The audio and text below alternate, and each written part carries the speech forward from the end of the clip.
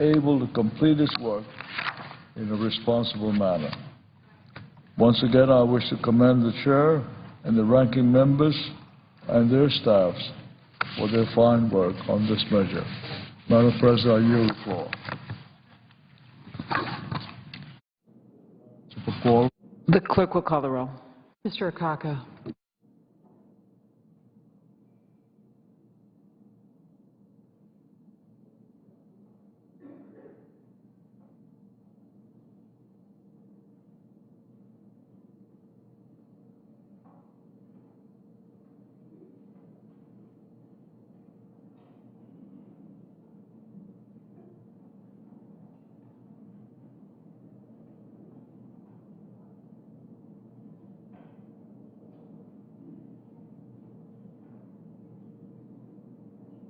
Madam President. Senator from Alabama is recognized. Madam President, I would ask that the quorum call be dispensed. Without objection, so ordered. I just want to take a minute to say that I'm pleased that one of my amendments to eliminate the categorical eligibility for food stamps concept is set for, has been called up, and I also look to calling up an amendment been referred to as the Medco amendment that has real strong bipartisan support. It was an amendment that many people felt they needed to vote against when the patent bill came forward, because it would have been the only amendment to the patent bill and would have required it to go back to the House. So it failed on a 51-47 vote, but I'm confident there's an overwhelming number that would prefer to vote for this amendment now if we can get it accepted. It wouldn't take a long time for us to consider it. I think it's an issue our members are familiar with. So I just want to share my thoughts that it's very important to me, and I think would have perhaps a majority vote on both sides of the aisle, and it basically would say we want to delay the implementation of an act that would have the effect of deciding an ongoing civil litigation. It's on appeal now to the Court of Appeals. The merits of the matter are being argued, and I believe that it's the kind of matter that clearly should be allowed to stand in the courts. And if somehow after this law firm who failed to follow, apparently, the statute of limitations, although now a court's ruled in their favor, is seeking to have the United States Congress overrule or shortcut the appellate process in this matter. So I just want to take a couple of minutes to say I look forward to debating the question of categorical eligibility for food stamps, where if you are approved for a number of other federal programs, you don't have to make a formal application for food stamps and qualify. And it is allowed, the CBO has indicated that if it could save as much as $10 billion over 10 years if that hole in a program is closed. And I would note that food stamps are the fastest growing major item in the budget by far, nothing close to it. It's doubled in the last 3 years. It's gone from $20 billion to $80 billion in the last 10 years. 400% increase, 4 years. Nothing is like it anywhere else. 1 in 7 people are now receiving food stamps. Originally, it was 1 in 50 when the program started. And nobody wants to deny people food, but the program has not been looked at. We've not looked under the hood. I believe this one reform that simply says if you want to get thousands of dollars in food benefits from the government, you ought to at least fill out a form and qualify according to the standards that the Food and Nutrition Service sets, and that's basically all it would do. You don't get to some of the programs that if you qualify for them are now being automatically accepted for food stamps have lower qualifications than food stamps do. For example, one person won the lottery, and that was counted as an asset to the person rather than an income to the person. He called and said, do I still get food stamps when I won a $2 million lottery? And they said yes, that the money you received is asset, and we don't count assets under this other mechanism. But you should count assets under the food stamp program. So I thank the chair. I thank the senator from Delaware who's moving the bill, allowing me to share these thoughts. And I do hope that we can get an agreement and move forward on the Medco amendment along with the categorical food stamp amendment. I say to my colleague from Alabama, I'm the senator from Maryland, but Delaware's next door. We share a whole Chesapeake Bay. I well know that. And a whole lot of chicken farms, so that's okay. I want to advise the senator that his amendment 810 is pending, yes. And I believe the leadership is negotiating on which group of amendments will be voted on in the next phase of this, which we hope we'll be able to announce shortly. His one in which he's just spoken about the Patent Office is not a pending amendment, and again, that would be subject to leadership on both sides of the aisle determining what would be called up. So I suggest that stay in touch with the Republican leader, Senator McConnell, and his floor staff as they're talking with Senator Reid.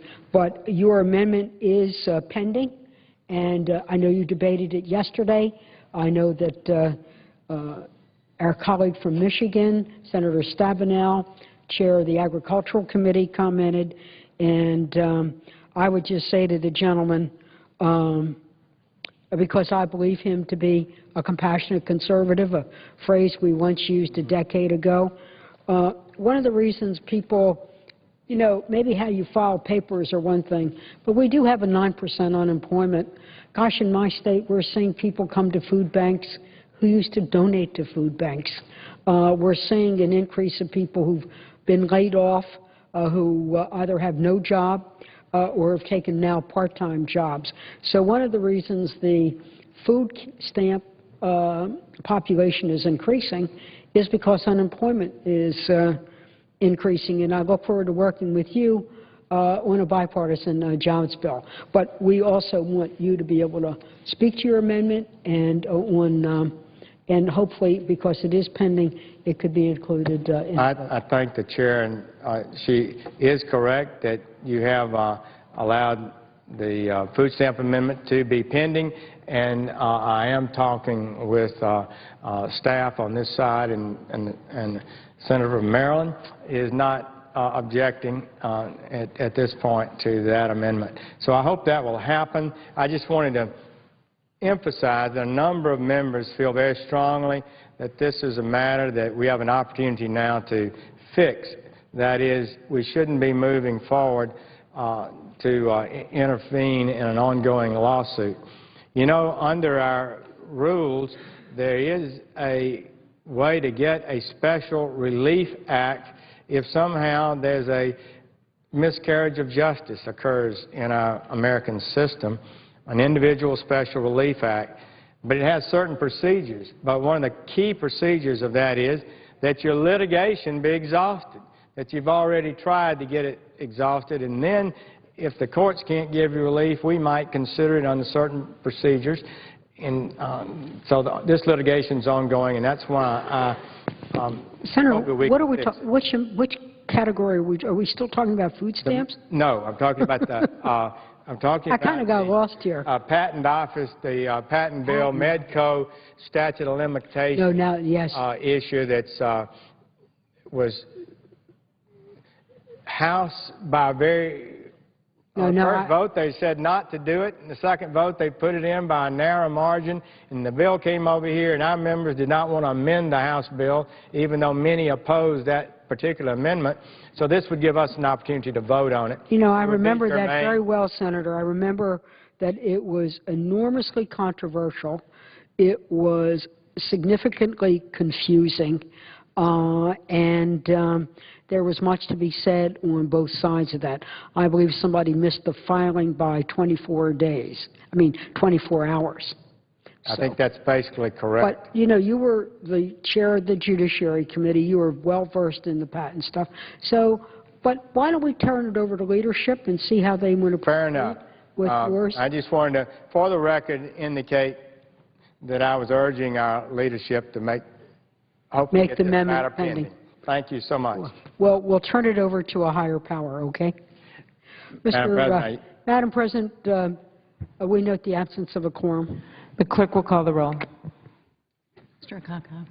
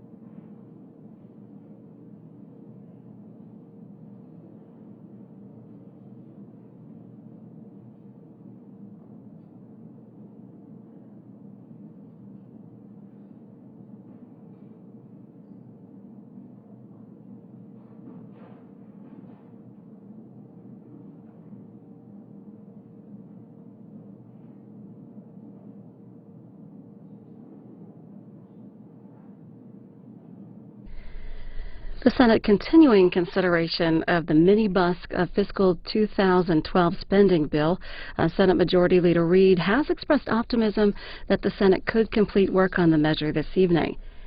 Of course, the news today, Muammar Gaddafi has been killed. The Washington Post writing that Colonel Muammar Gaddafi, Libya's eccentric and unpredictable leader for more than 40 years, who brought his oil-rich country to international pariah status, tried to restore it as a member in good standing in the global community, and was ultimately deposed by a nationwide uprising, died today in Sirte, his hometown. His death was confirmed by the Libyan Prime Minister. Today, Senate Majority Leader Reid releasing a statement that says, in part, with Gaddafi's fate sealed, it's critical that we work with our allies in NATO and in the region to integrate Libya into the international community of free, democratic nations. I look forward to building a strong relationship with a democratic, prosperous, and peaceful Libya. A part of a statement from Senator Reid today.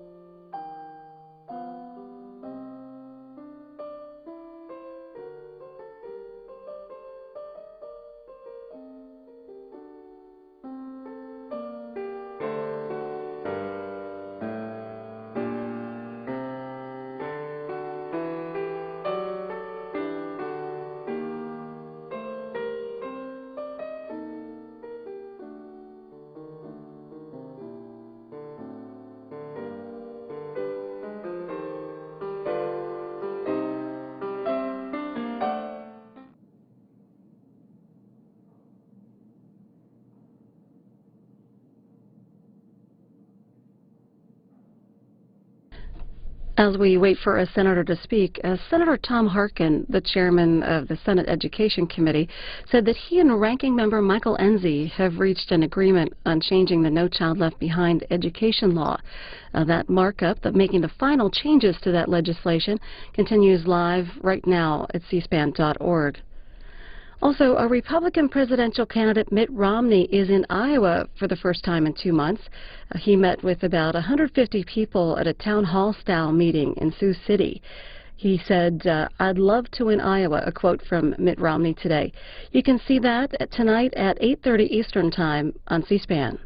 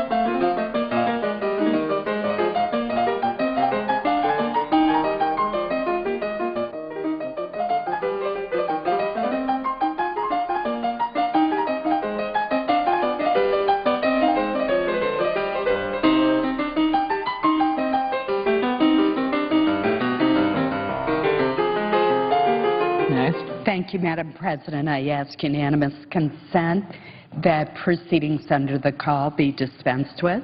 Without objection, so ordered. Thank you, Madam President.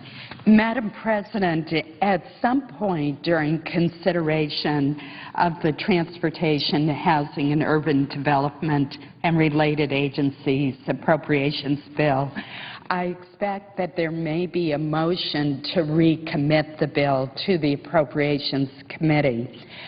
Therefore, I want to take this opportunity as we're attempting to work out amendments and proceed to some additional votes to give my colleagues some basic facts about our bill. First of all, our appropriations bill took one of the largest percentage cuts to spending of any of the appropriations bills for fiscal year 2011. It's important to understand that our bill is nearly $13 billion below fiscal year 2010 enacted levels. This funding level represents a reduction of nearly 1/5 in just 2 years. When disaster funding is not included, our bill total is $55 billion. That's $117 million below FY 2011.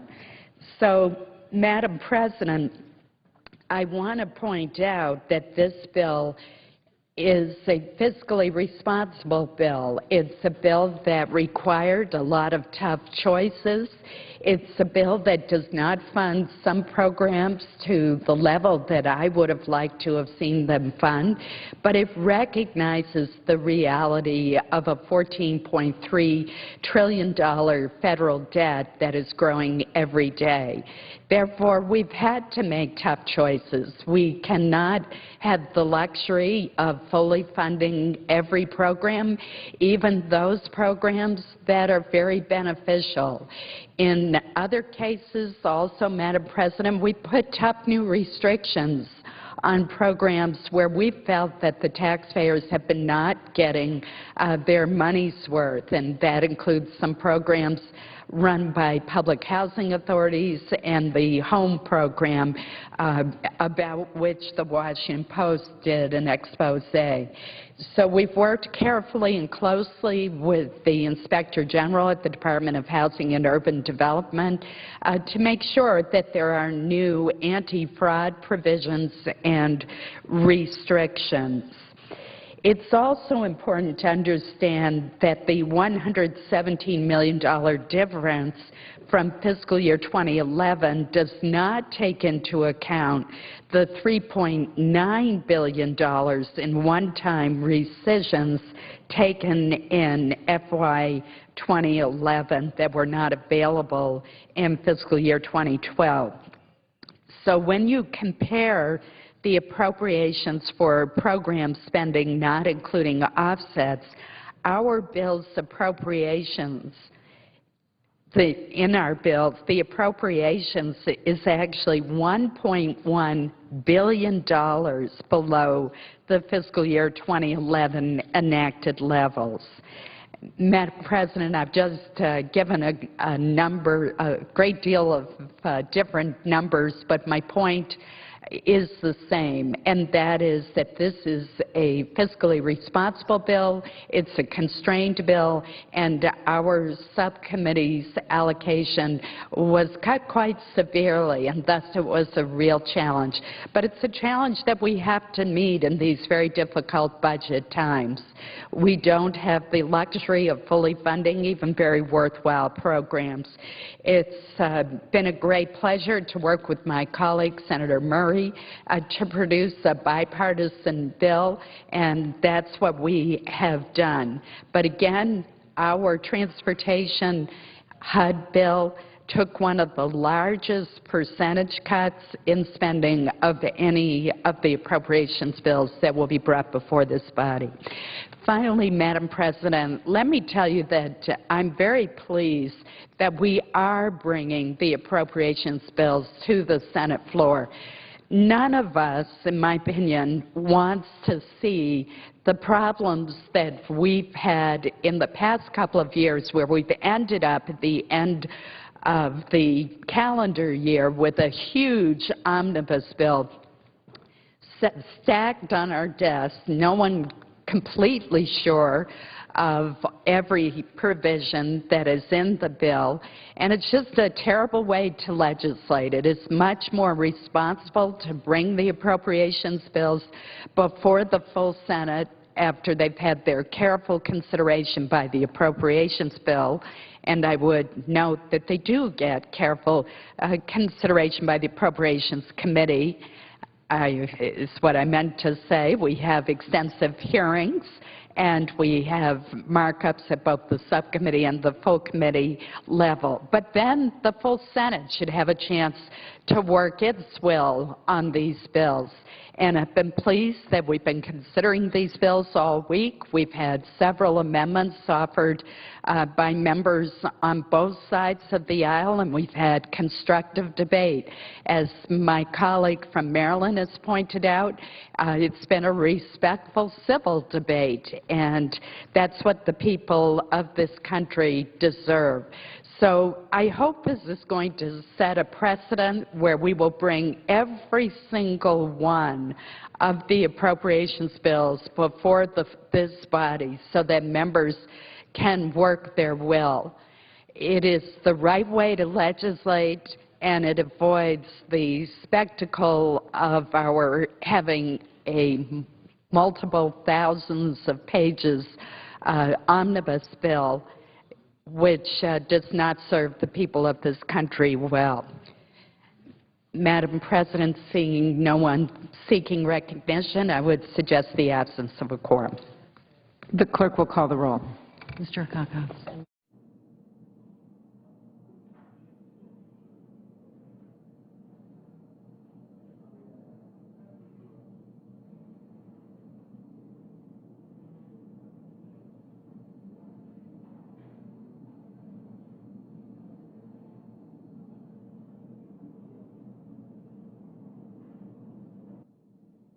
Senator Collins talking about a number of amendments that have been offered here in the Senate, amendments to the fiscal 2012 spending bill, combining 3 annual appropriations bills into one. Congressional Quarterly writing that among the more contentious pending amendments is a proposal from Kelly Ayotte, the Republican from New Hampshire, that would bar Justice Department funds from being used in civilian court prosecutions of non-citizens who are al-Qaeda members and accused of participating in or planning to carry out an attack on the U.S. The proposal drew criticism from Republicans who said the Justice Department has successfully prosecuted hundreds of terrorists in federal courts, significantly more than the handful of individuals who've been convicted in military commissions. That in Congressional Quarterly.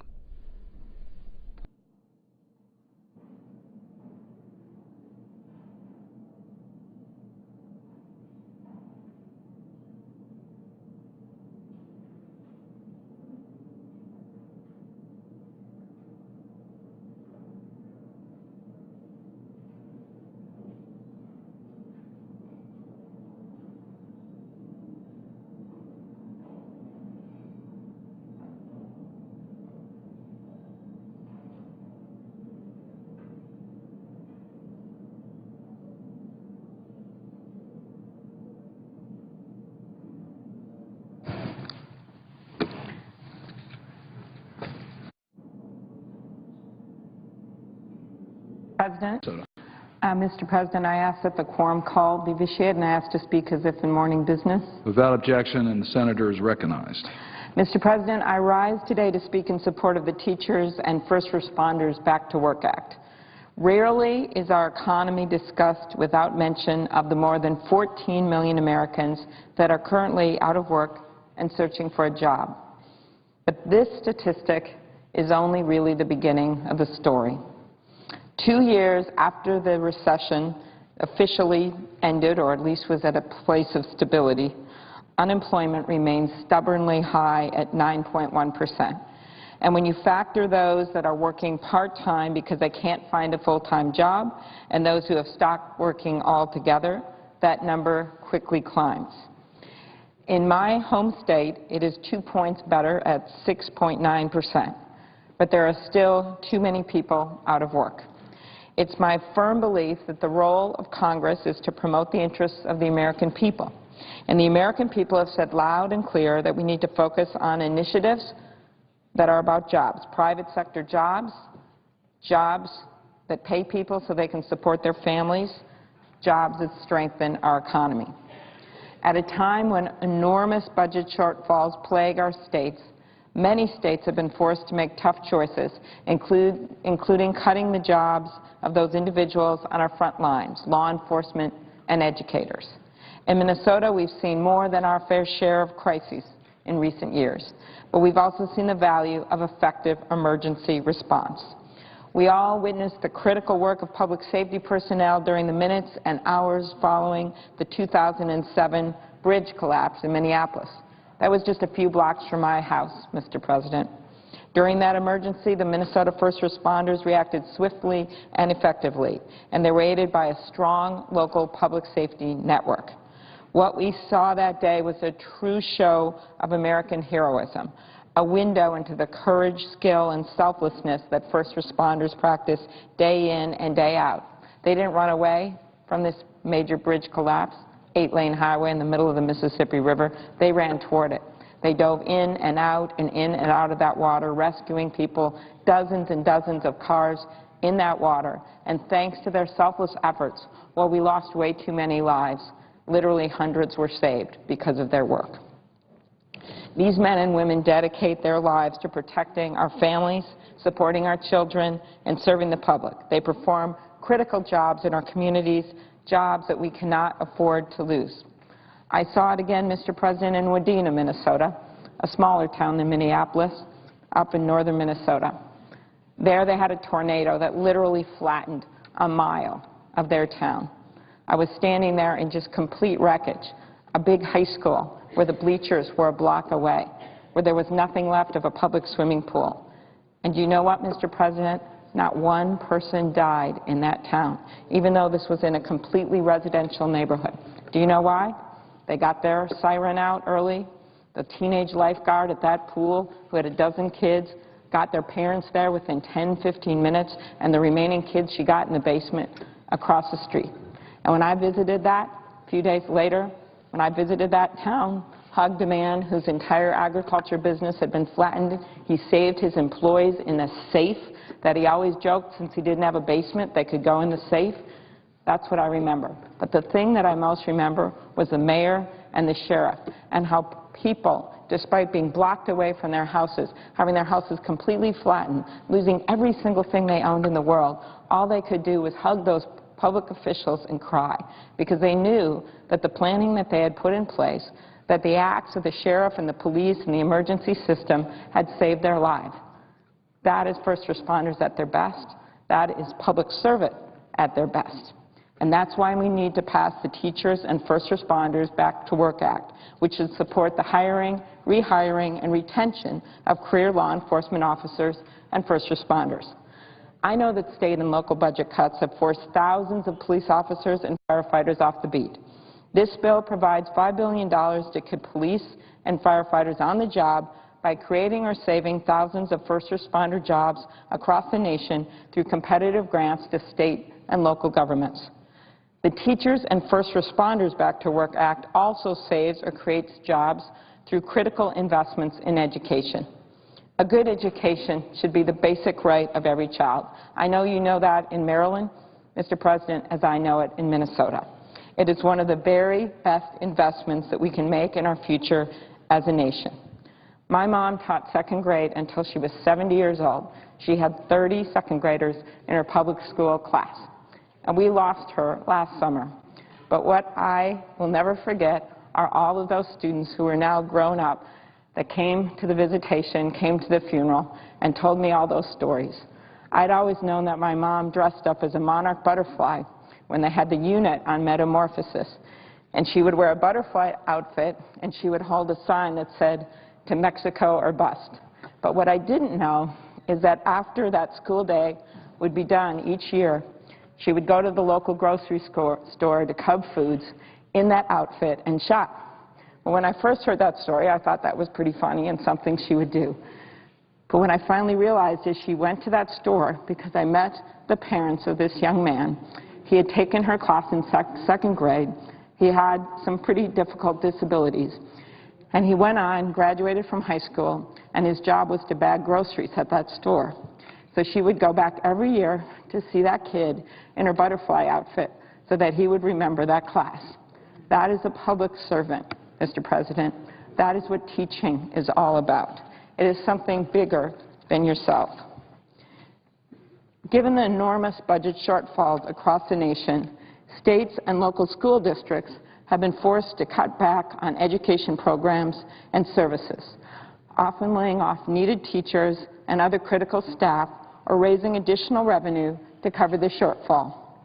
As a result, 2/3 of states were forced to slash funding for K-12 education programs and services and are now providing less per student funding than they did in 2008. And 17 states have slashed funding by at least 10% since 2008. In my state alone, since 2008, we have lost 1,200 education jobs. Cuts like this hurt our children, but they hurt our communities too. We have to compete on an international stage, Mr. President. We are going up against countries that are actually upping their education funding, countries that are making sure their kids are learning incredibly difficult concepts in science and math and technology. We are not going to be able to accomplish that if they don't have schools they can learn and that work, if they don't have teachers with the expertise that can teach them these difficult ideas. That's why we need to pass the Teachers and First Responders Back to Work Act, which would offset projected layoffs, providing support for nearly 400,000 education jobs and offering a much-needed jolt to state economies. It would also provide funding to support state and local efforts to retain, rehire, and hire early childhood, elementary, and secondary school teachers. It's a time when we recognize that educating our children is a shared responsibility. Americans overwhelmingly support funding for teacher and first responders jobs. One poll showed that 75% of Americans support providing funds to hire teachers, police officers, and firefighters. But passing this bill isn't the right thing to do just because it's popular. It's the right thing to do because it will have a positive impact on our children. And as we know, we pay for this bill. And we pay for this bill in a way that shares the responsibility with those that can afford it the most. This bill will move our economy forward without adding to the federal deficit. With our economy struggling and 14 million Americans still out of work, the people in my state want Congress to put the politics aside and come together to move our economy forward and ensure that our communities stay strong and that our children remain safe. That's what they want. It's time to step up and show some leadership here. I believe we need to bring this debt down. I'm one that believes we need to bring it down by $4 trillion in 10 years. And I believe that there is a way to do it with a balanced approach that doesn't do it on the backs of these kids in school, that doesn't do it on the backs of our people who need protective services, who need our police, who need our firefighters. What would we have done when that 35W bridge collapsed if there hadn't been firefighters and police officers there ready to dive in and save people? What would we have done if there hadn't been emergency workers ready to take them in when they were injured? What would we have done up in Wadena, Minnesota when that tornado hit if we didn't have a proper public siren system in place? Hundreds of people would have killed.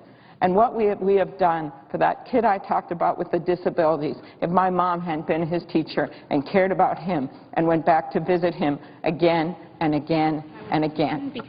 These are people that devote their lives to public service, Mr. President. And we have to show America that Washington isn't broken, that instead we're willing to put the politics aside, we're willing to do something smart on the debt and bring it down to the place where we need to bring it. But we're going to do it with a balanced approach. I'd urge my colleagues to vote for this important piece of legislation. It's the decent thing to do, and it's the right thing to do. Mr. President, I yield the floor. Mr. President. The senator from Ohio. Mr. President, I rise in support of Amendment number 859, which is a germane amendment to the underlying bill. It's one I introduced that would restore fairness, encourage competition, and prevent many states around the country from seeing cost increases in the price of guardrails. Again, this amendment specifically addresses the transportation bill we're talking about, and addresses one of the new provisions in the bill this year that is a mandate that I think is not appropriate. A lot of states have infrastructure challenges right now, and the last thing we should be doing here in the Congress is making it more difficult for states to pay for their infrastructure with the limited transportation dollars that they have. And with the fiscal crisis we've got, we need to make sure now more than ever that states have flexibility to meet the requirements from the federal government. At a time when unemployment's over 9%, we have over 14 million Americans out of work, we also ought to be doing everything we can do to protect jobs. And this legislation would hurt jobs, and the amendment that I'm offering would give states more flexibility and help to keep some jobs. There are countless miles of guardrails around our country, and many of those are manufactured in my home state of Ohio. Those manufacturers galvanize the guardrails to prevent corrosion, and they have two options on the process that they use to galvanize the metal, as well as two options with regard to the thickness of the zinc they use in the galvanization process. In terms of the galvanization process, the first method is called continuous galvanization, where a company treats the flat steel with zinc and then fabricates the guardrail afterwards. The second method is called batch galvanization, where a company dips the final product in a zinc bath after they've completed the fabrication. In addition, there are two types of zinc thickness, type 1, thinner, and type 2, a thicker coat of zinc, which increases the life of the guardrail. A lot of states around the country, including Ohio, actually require type 2, which is the thicker kind of zinc for all guardrails, and that's due to the harsher environmental conditions that cause metal to erode more quickly. However, Ohio is one of those states that, although they require type 2, allows for continuous galvanization or the batch galvanization process, either one. Great surprise to me to read the legislation that's before us. Underlying bill says that the states are prohibited from using any kind of guardrail unless it's type 2 plus it's produced through this batch galvanization process. So it's a mandate, again, never been in this legislation before, that says it's got to be both type 2, meaning the thicker kind of zinc, and it has to be applied using a particular process. So it's micromanaging a process. And I will tell you, the life of a guardrail, as you can imagine, is dependent on the thickness of the zinc, but also the environment into which it's placed. And there are 15 states that still approve type 1. So these states have less extreme environments where corrosion occurs more slowly and the extra thickness of zinc isn't needed. So without this amendment, they'd be forced to buy a more expensive product that they don't want and don't need. By the way, these states are Mississippi, Virginia, Delaware, Oklahoma, Missouri, Kansas, Nebraska, Iowa, New Jersey, Colorado, Utah, Texas, California, Montana, and Wyoming. The U.S. Department of Transportation has weighed in on this issue. They have said, and I quote, "Requiring all galvanized steel to meet type 2 could add unnecessary expense for many states where the added thickness of galvanization is not needed. We know that type 1 galvanizing will protect guardrail components in many locations for the typical 20-year life design. The extra cost of type 2 galvanizing may be unwarranted," end quote. That's the U.S. Department of Transportation. The Ohio Department of Transportation has said that while they only use type 2, that ODOT does not have a preference with regard to how the galvanization occurs. Quote, "They do not have a preference for a particular species of type 2 guardrail, as both have been found to have very similar properties to one another. They would prefer that their flexibility to use both kinds remains intact." That's the Ohio Department of Transportation. They just don't want to be told they can't use the process that many of them use now, which is continuous galvanization. The primary manufacturer of continuous galvanization guardrails is Gregory Industries, located in Canton, Ohio. They were founded in 1896. It's a privately owned company, currently run by the fourth and fifth generations of the Gregory family. These guardrails make up about 75% of the business of Gregory, and about 99% of the guardrails they make are made through this continuous galvanization process that would be prohibited under the legislation. In addition, about 30% of their sales come from type 1 guardrails, which would also be prohibited under the legislation.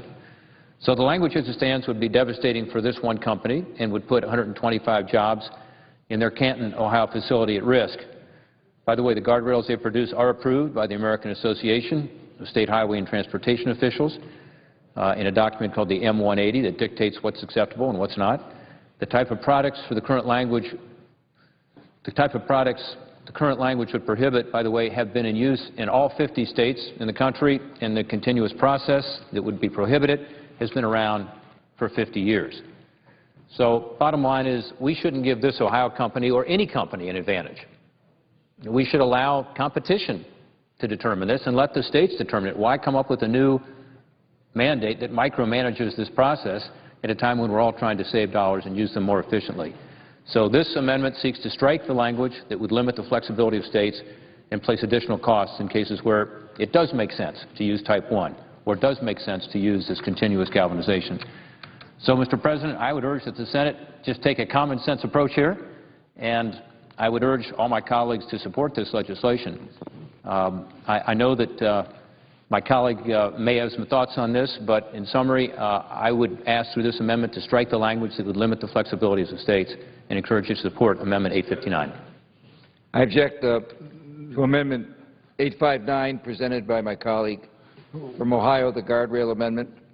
However, I wish to inform him that we are trying to work out our differences so that we can move forward. But for the moment, I object to the amendment. The chair is advised that it's not currently pending, so. Unanimous consent that the pending amendment be set aside, and I call up Amendment number 859. Is there objection? I object. Objection is heard. Well, I thank my colleague, and I thank him for his comments. I look forward to working with him on this. Again, it's a simple amendment. It's a jobs amendment. It is perfectly germane to the bill. It's exactly the type of amendment I think that should not be blocked through this process, and I thank my colleague from Wisconsin. Floor.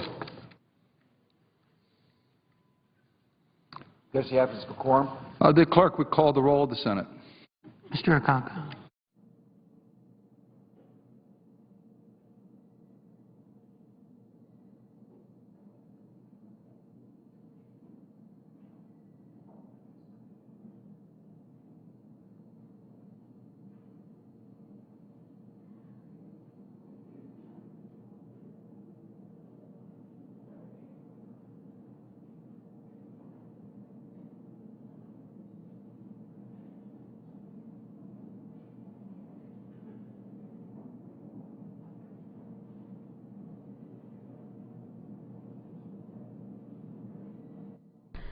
More amendment votes to the fiscal 2012 spending bill are expected here this evening.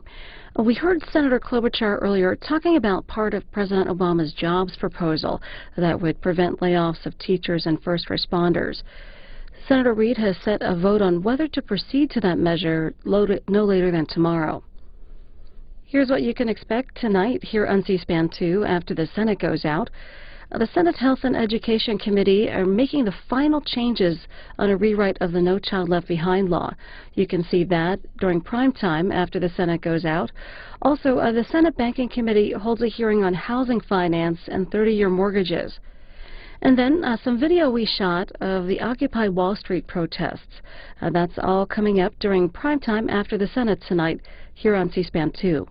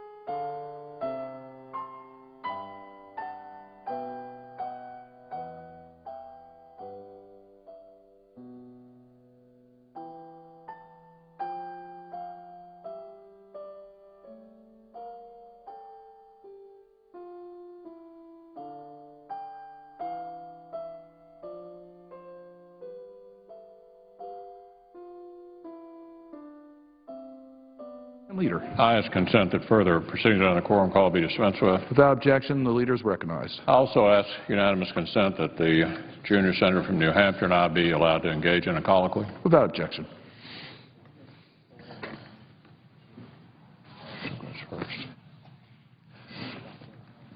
Mr. President, I want to thank my good friend from New Hampshire for the issue she has raised with regard to the proper way to treat enemy combatants.